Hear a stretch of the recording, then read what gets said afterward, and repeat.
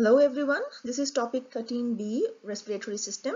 This is part 2 of the 2 lectures on respiratory system. We are talking about gas exchange, and most of this gas exchange occurs by diffusion. Okay, so oxygen would enter from outside into blood, from blood to tissues, and carbon dioxide would move from tissues into blood and from blood to lungs, lungs to outside. There are so many other cells that are helping. Macrophages in the alveoli, they are given the fancy name of dust cells. They are helping by phagocytosis. Surfactant is the lipoprotein molecule that is being made by the type 2 pneumocytes, and it works as a grease. It helps in the alveoli getting reinflated. This figure shows respiratory membrane. This is a very simplified version, so this is only showing 3 components, but we have just learned that there are 6 components of the respiratory membrane. This is a recap of the 4 events or steps of respiration. In the first part, one of the first slides, we learned about the 4 functions or 4 steps of respiration, which include pulmonary ventilation, external respiration, respiratory gas transport, and internal respiration. We'll start with the first step, pulmonary ventilation or breathing. This is a purely mechanical process, and it involves volume changes inside your thoracic cavity. And we know that whenever there is a change in the volume, it leads to a change in the pressure. However, these two are inversely related. That means when volume increases, pressure decreases. When volume decreases, pressure increases. And there are 2 phases which are part of breathing. Those are inspiration, which means breathing in or inhalation, flow of air into lungs. And the second part is expiration, which is also known as exhalation. That means the act of breathing air out. So air is leaving lungs and going to the outside air. Inspiration. How does breathing in occur?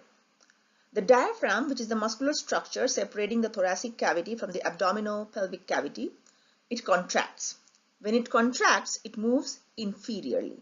So as it is moving inferiorly, the external intercostal muscles, they also contract, and they cause the elevation of ribs. So now imagine your ribs have elevated and your diaphragm has gone down. That means this increases the volume of the thoracic cavity. The space inside the thorax becomes larger. So when volume increases, pressure decreases. So the external air would be pulled into the lungs because the pressure inside the lungs has gone down. Okay, so there is decrease in intrapulmonary gas pressure as the intrapulmonary volume has increased. This figure illustrates the mechanics of inspiration.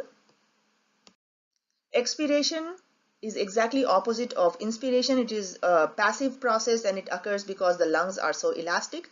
In expiration, the diaphragm relaxes. When it relaxes, it moves superiorly. The external intercostal muscles relax, and this causes the depression of ribs. So now the diaphragm has moved up and the ribs have depressed. So the intrapulmonary volume decreases. When the volume decreases, the pressure, the intrapulmonary gas pressure increases. So air is pushed out of the lungs. This figure illustrates the mechanics of expiration. So we have just learned that movement of air into and out of lungs is because of changes in the thoracic volume. So these changes in the thoracic volume cause changes in the alveolar volume. And when alveolar volume increases or decreases, there would be a corresponding decrease or increase in the alveolar pressure. So if we take 2 parameters, the pressure outside in the outside air, which we would consider as the barometric air pressure, and it is represented by capital P and B, and the pressure inside your alveoli as the alveolar pressure, and we represent it with the capital P and alv small. So then the equation involves the barometric pressure and the alveolar pressure, because depending on which one is greater, air will move in or move out. During inspiration, because the thoracic volume increases, the alveolar volume increases. When alveolar volume increases, alveolar pressure decreases. That means now the barometric pressure or PB is greater than the alveolar or P-alv pressure, and that's why air flows into lungs. And air would continue to flow into the lungs until P-alv becomes equal to PB, and which signals the end of inspiration. During expiration, the thoracic volume decreases. When thoracic volume decreases, alveolar volume decreases. When alveolar volume decreases, alveolar pressure increases. So now P-alv is greater than PB. So air starts moving out And this will continue to happen until the PB becomes equal to Palv, which signals the end of expiration. The next couple of slides involve some respiratory volumes and capacities, and you have to memorize these definitions and memorize their numerical values. These volumes are measured by spirometry, which measures the amount of air that moves into and out of the respiratory system. It uses a particular instrument called the spirometer or the spirometer. The definitions or the terms that you have to know are: the first one is tidal volume, which is defined as the volume of air that you breathe in or breathe out with each breath. It is around 500 milliliters. The next set of terms are inspiratory reserve volume and expiratory reserve volume. Inspiratory volume is the amount of air that you breathe in forcefully after the inspiration of tidal volume, and it is around 3000 milliliters. While expiratory reserve volume is the amount that you forcefully expire after the tidal volume, which is around 1100 milliliters. The last definition on this slide is residual volume. This is the volume of gas that still remains inside your respiratory passages and lungs even after you feel that you have expired most forcefully, and that is close to 1200 milliliters. Respiratory capacities are calculated when you add two or more respiratory volumes. So inspiratory capacity is tidal volume plus inspiratory reserve volume. This is 3500 milliliters. Functional residual capacity is expiratory reserve volume plus the residual volume, about 2300 milliliters. Vital capacity is the sum of inspiratory reserve volume, tidal volume, and the expiratory reserve volume, around 4600 milliliters, while total lung capacity is the sum of inspiratory and expiratory reserve volumes plus tidal volume and the residual volume. This is approximately 5800 milliliters. This figure shows the respiratory volumes and capacities.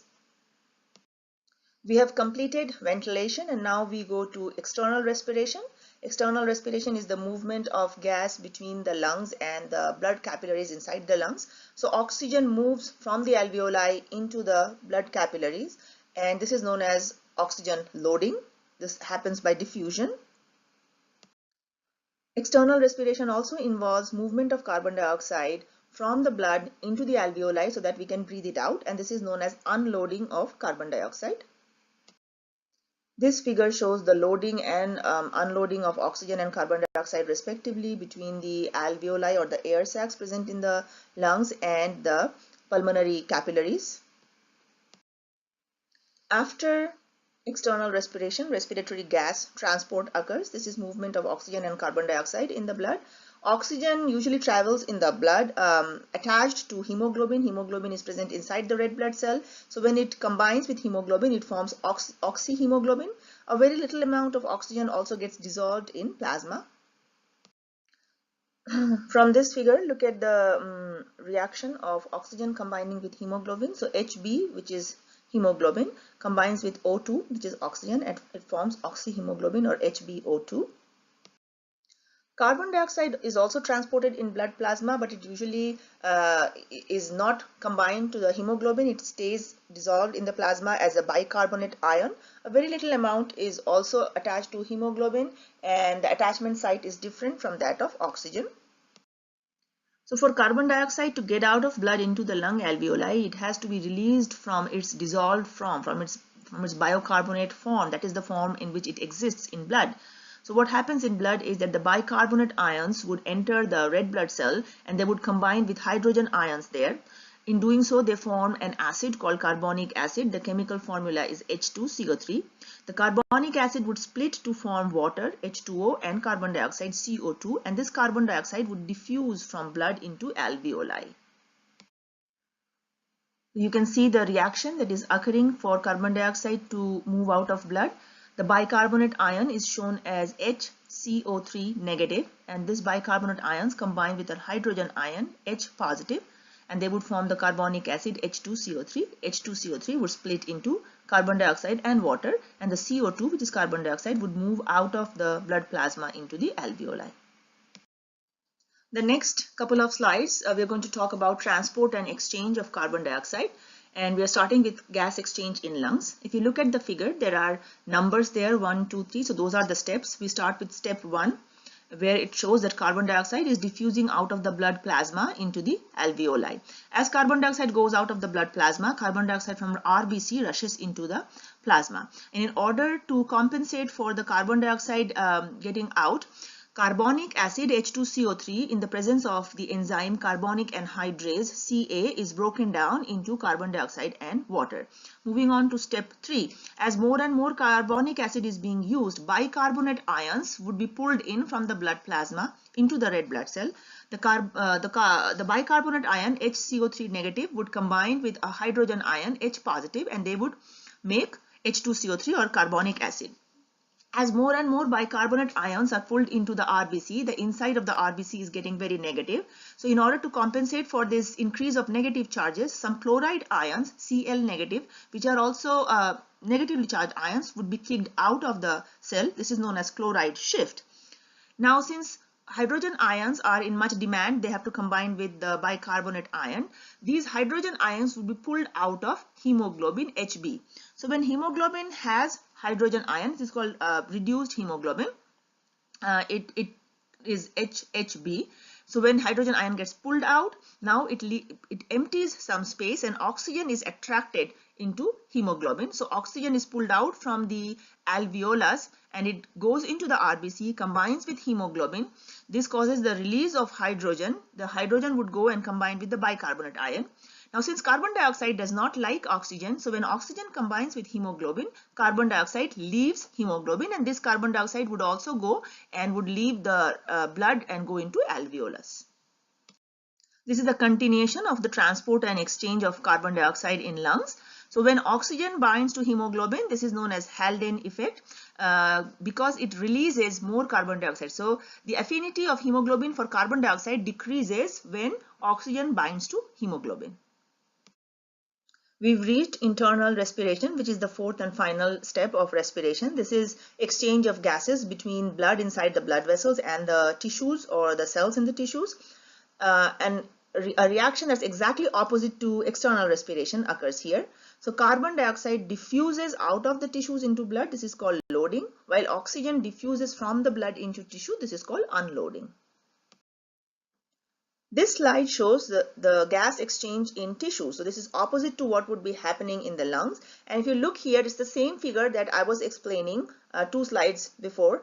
And it's exactly same things happening, but in the opposite direction. So it starts with carbon dioxide moving out of the tissues, going into the blood plasma, going into the red blood cell, combining with oxygen in the presence of carbonic anhydrase, which is step number 2, and it forms carbonic acid, H2CO3. The carbonic acid splits into bicarbonate ions and hydrogen ions. Bicarbonate ion is HCO3 negative and hydrogen ion is H positive. The bicarbonate ion is expelled out of the RBC into the blood plasma. To compensate for the loss of negative ions inside the RBC, there is chloride ions being pulled inside the RBC. This is chloride shift. The excess hydrogen ions that is released from the breakdown of carbonic acid goes and it binds with hemoglobin. When hemoglobin's affinity for hydrogen increases, oxygen starts to leave hemoglobin. So oxygen moves out from the RBC into the tissues. This slide is continuing the exchange of carbon dioxide in tissue level. There are 3 important definitions here. Chloride shift, which I already discussed. Haldane effect, that has also been discussed. And Bohr's effect is something new. Bohr's effect is when hydrogen ions combine with hemoglobin, they release oxygen. This is known as Bohr effect. This figure illustrates internal respiration, that means transport of carbon dioxide and oxygen between the tissues and blood. This is a summarized illustration of the entire respiration process. Hyperventilation versus hypoventilation. Hyper means more and hypo means less. So hyperventilation occurs when there is increased carbon dioxide in the blood, and whenever there is more carbon dioxide in the blood, it increases the acidity of the blood. As a result, the person would start breathing deeply and more rapidly, and this is an effort by the body to get rid of the extra carbon dioxide, which would restore the normal pH of the blood. Hypoventilation, on the other hand, occurs when blood becomes alkaline. That means the alkalinity has gone up, there is less carbon dioxide. So the person would start breathing slowly, there is shallow breathing, and this causes the carbon dioxide to stay or accumulate in blood, and this would make the blood more acidic and bring the pH of the blood to normal. Respiratory disorders are very common and they are on the rise. COPD stands for chronic obstructive pulmonary disease, and the most common symptoms of COPD are bronchitis, which is inflammation of the bronchi, and emphysema, which is alveolar damage. This is a major cause of death or disability in US. Some features of these diseases are most of the times the patients are smokers or they have a history, they have been past smokers. The breathing becomes more and more difficult, which is called dyspnea, and coughing, and there would be frequent pulmonary infections.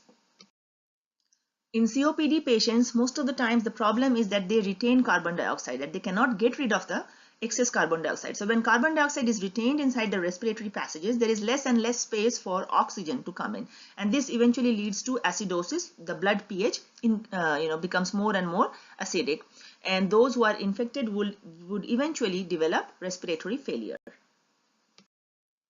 Lung cancer is the biggest cancer killer in the world, in the US, and increased incidence of lung cancer has been shown to be associated with a history of smoking.